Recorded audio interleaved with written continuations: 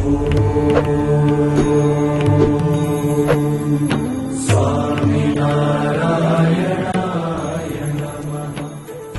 એ જે ભગવાનનું સ્વરૂપ છે એ અખંડ પ્રગટ છે જેને છે.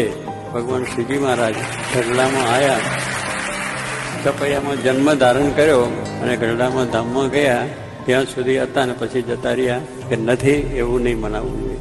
ભગવાન શ્રીજી મહારાજ છે, હું એકાંતિક ધર્મ સ્થાપન કરવા આવ્યો છું અને મારા એકાંતિક સંત જે ગુણાતીત સંત દ્વારા હું પ્રગટ છું ગુરુ ગુણાતીત સંત મહંત સ્વામી મહારાજ